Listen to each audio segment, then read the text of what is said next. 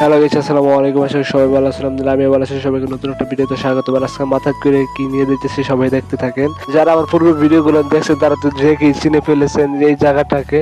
আর এটা হলো আমাদের ফসলের জমি। আর আজকে ফসলের জমিতে চলে আসলাম বীজ বোনার জন্য। মূলত আমরা এটাকে আমাদের ময়মনসিংহ ভাষায় জ্বালা ফালানো বলে থাকি। জ্বালাগুলো ফালানোর জন্য জমিটাকে আগে থেকে প্রস্তুত করা ছিল। 2 দিন আগে এখানে হাল চাষ করা হয়েছিল। তারপর জমিতে অনেকক্ষণ কাজ করলাম, আর কাজে ফাঁকে ফাঁকে কিছুটা ভিডিও করলাম আপনাদের সাথে শেয়ার করার জন্য। ওর সাথে অনেকক্ষণ কাজ করলাম। আর আব্বু বলতেছিল তুই হয়তো প্রচন্ড রোদ উঠছে, তুমি কতক্ষণ জিরে আসো গা। আর বাবারা সবসময় এরকমই হয়, নিজে একটা কাজ করবে তারপরও সন্তানদেরকে এত কষ্ট করতে দিবে না। তারপর আমি চলে আসি আমাদের ফসলের জমির সাথে একটা পুকুর ছিল, ওই পুকুর পাড়ে। আর এখানে এসে দেখি প্রচন্ড বাতাস ছিল, তাই এখানে বসে কতক্ষণ জিরে নিলাম। আর এদিকে আমাদের ফসলের জমি প্রস্তুত হয়ে গেল। আর আব্বু দেখি জ্বালা ফালানো শুরু করে দিল। আর আব্বু আমাকে দেখাই দিতেছিল কিভাবে ফালাতে হয়।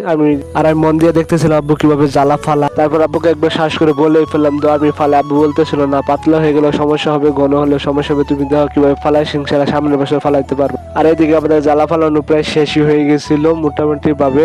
ইনশাল্লাহ আপনাদের সাপোর্ট দিলে জ্বালা ফালানো থেকে শুরু করে ধান কাটা পর্যন্ত যতগুলো ধাপ আছে সবগুলো ভিডিও একে একে আমাদের এই পেজে পেয়ে যাবেন। এদিকে সুন্দরভাবে কাজকর্ম শেষ করে চলে যেতেছিলাম বাড়ির দিকে। আলহামদুলিল্লাহ আজকে ভিডিওটা এই পর্যন্ত। ভিডিওটা ভালো লাগলে লাইক করে শেয়ার করে দিন।